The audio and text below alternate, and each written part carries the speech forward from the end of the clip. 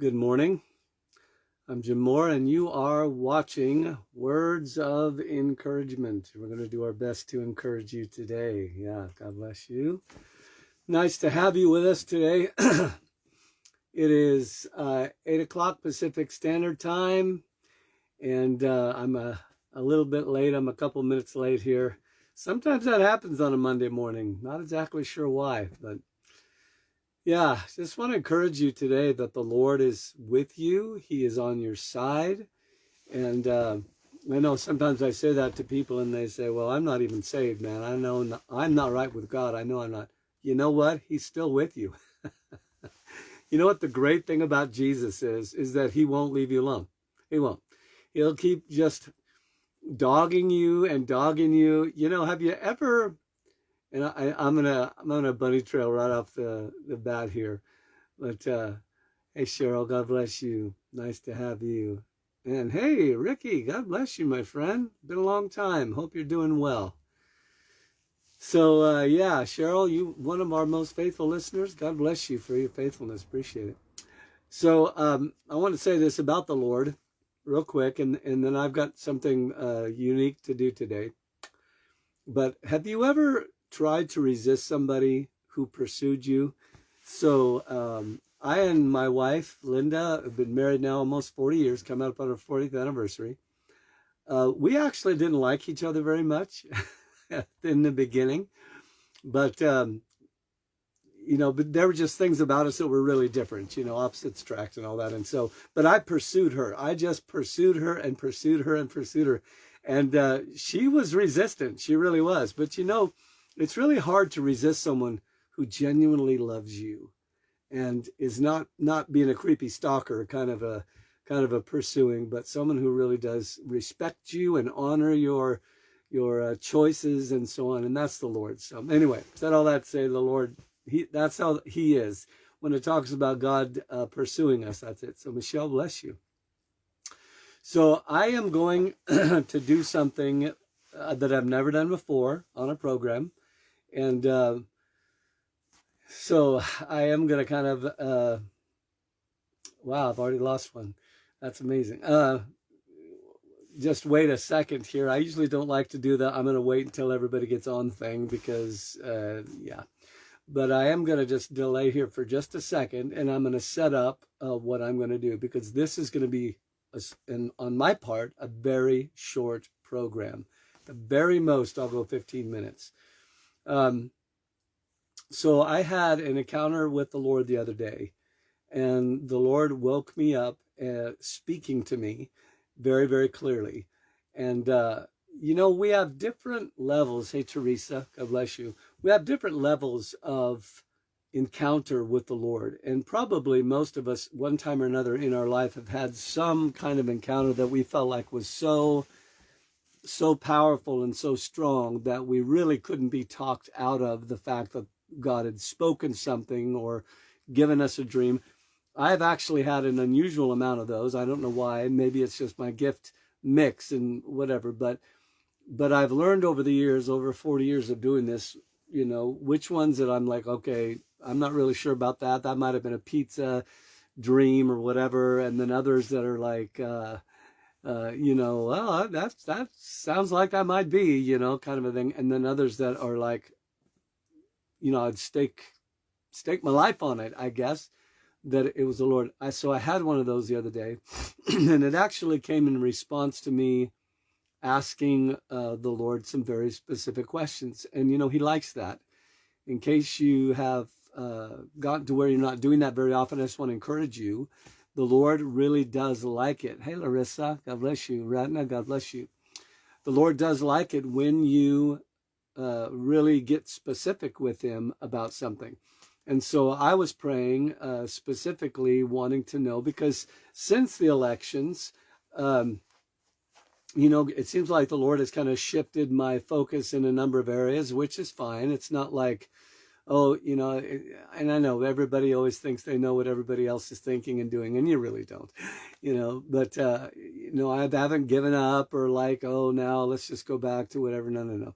So, but it is, sometimes prophetic people are misunderstood in the sense that you don't get to just do what you want to do, okay?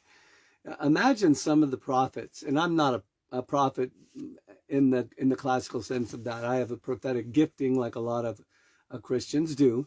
But imagine some of those guys, especially in the Old Testament, that got words from the Lord and they're like, I do not want to give that. Hi, Kathy. God bless you. I'm not going to give that. You know, when you're listening and when you're committed to obedience to the Lord, you don't necessarily have a choice. Okay? I mean, you'll always have a choice. You get what I'm saying? But if your heart's committed, you're going to do it anyway. And so I think sometimes God gives different people different messages and all that. So anyway, suffice all that to say that on February 6th, so that would have been just 2 days ago, I had something where the Lord really, really spoke to me. And oftentimes he'll do this as I'm waking up. And I guess it's because I'm more open, my spirit's more open. But I heard the Lord say very clearly to me, America is under attack. Okay, that's the word. Now, before you just dismiss that, I want to go through what I felt, and then I'm going to have you listen to something that's not me. I'm going to have you listen to a link that I put on this program this morning. This is the part I've never done before. I'm going to keep this really short so that you don't have, those of you who would normally take the time to watch the whole program, you will have that time. I'm giving. It's like the guys at the Capitol building when they have a speech to make and they say, I yield the remainder of my time to the gentleman or the gentlewoman from so-and-so. So that's what I'm doing. I'm yielding my time over in just a second. So when I heard the Lord speak that to me, and again, I just want to say I believe 100% it was the Lord. I had such a corresponding feeling in my heart. I was sure that I was going to get up and turn on the news and find out that we had been attacked by a foreign adversary. I felt like it was a foreign adversary. And I don't know if you've ever had this happen to you, but this impacted me so much. I ran out into where I could turn on the TV, and I turned it on. Hi, Asa. And to my surprise, there wasn't anything there. And I thought, okay, Lord, I know you said that to me, so what's going on? Is the media not reporting it? What's happening? And no answer. How many like that? The Lord just doesn't say anything. At least I didn't hear anything. So I just kind of went on, and Saturday's not a day I do the program, and so I was just doing my normal time in prayer and talking to the Lord. And I kept getting this visual in my mind of a link that someone had sent me. And this link just kept, and sometimes we're slow, okay? I know none of you are. I am, okay? So slow to hear, and it just keeps coming back over and over to me. And finally, I'm like, Lord, are you saying there's, what's going on? Is there a connection here? There was. So here's the deal. Mike Lindell, I hope you stick around to listen to what I'm about to say. Mike Lindell has put out a video about the elections. Now, my message to you is not primarily about the elections. Some of you are going to go, yeah, I want to hear more about the elections. Not very many of you, because you probably heard so much you don't want to hear anymore. Okay, his video is about that. Okay, I just want to be clear about that. However, the Lord, I believe, spoke to me about our nation being under attack because he wanted you and I to look past. I know he wanted me to, and hopefully you too, to look past the immediate. Sometimes we're so busy looking at the immediate, we can't see the big picture. And this is true. How many times did Jesus say, now listen to me real close. How many times did Jesus say, to him that has ears to hear? He's standing in front of a crowd of people. There's a bunch of people standing around. He's preaching the gospel. This is the word of God made flesh, speaking the word of God with the more anointing than anyone has probably ever had, ever. And yet he still has to say to them, to those that have ears to hear, don't you think that you can't miss the truth? Don't you get so arrogant where you think you've got it all figured out and you just know everything. And we see this right now. I see this in an amazing way on with Christians and non-Christians, Buddhists, it's like, I know the answer, okay? and you try to have a conversation where you maybe look at both sides of the thing and see if you miss something, and maybe the other side sees if they miss it, hardly ever happens anymore. So this is something that's really important as a believer. And I can't talk to unbelievers, but I can talk to believers. As a believer, you need to have a spirit that says, God, please, I want to know the truth. I want to see the truth. I don't want to just hear and see what everybody says. Because there is this thing about popularity that people want to be in with everybody who's in. You know, your TV program gets really popular. Everybody wants to watch it. Song gets popular. So I love that song. You know what I'm saying? My darling daughter last night was talking to me about ice cream and about a certain brand of ice cream that came out in her area. And everybody was like, oh, it's so great. It's awesome. And really it had a lot more to do with just what everybody says.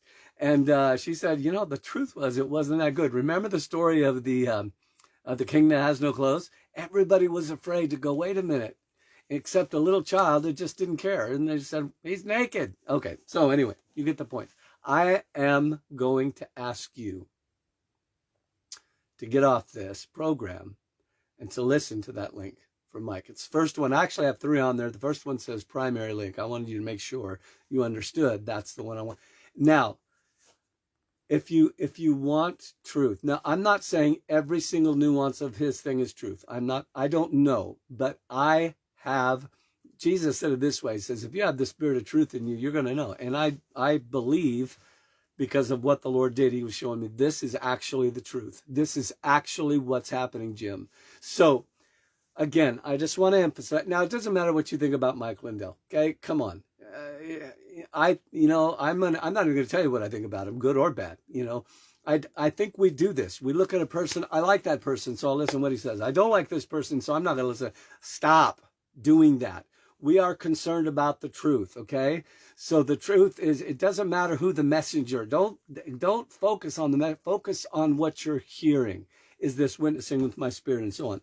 So. Yeah, Mike is a very simple guy, and he does a lot of commenting. I wish he'd have done maybe a little less. No disrespect, Mike. I love you.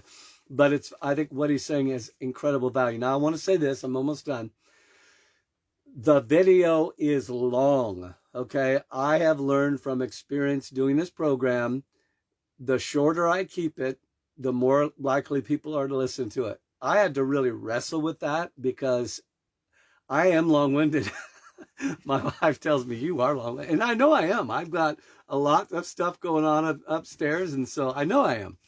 But I've also learned that people have a tolerance threshold, and so I had to wrestle with that because I tried really hard to keep my messages down to, half an hour, and it just didn't work. But now it's like I'm right at about an hour. The Lord seems to have helped me settle with that. So anyway, this is a long video that you're about to watch. Okay, it is. Gird yourself, fasten your seatbelts, gird up your loins, okay? I know we Christians sometimes we just, I just got to be fast. It's two hours long, okay? Now you can skip the first 13 minutes of it because that is Mike talking about some stuff that he talks about later on in the program. So if I were to watch it a second time, which I did, I skipped the first 13 minutes because he actually covers that basically again. So if you're like me, I don't have any 2-hour block to sit down and watch. I just don't. I don't have any 2-hour time frame in my life to do that. I have to listen to about a half hour at a time. So it took me 2 or 3 days to get through it. It is worth it to watch this program. Okay. Now, I don't think you'll find it on YouTube. They're already shutting it down. It doesn't matter how much truth is in it. It doesn't matter how much documented truth is in it. If it doesn't fit the narrative of some people and some agencies and some institutions, they're going to cut it because that's where we are at the world. Now, how does this apply? And I'm going to be done right here. How does this apply to us? Okay, I rarely ever say this, and I'll end right here. Thus saith the Lord. How many times in the Bible does it say that?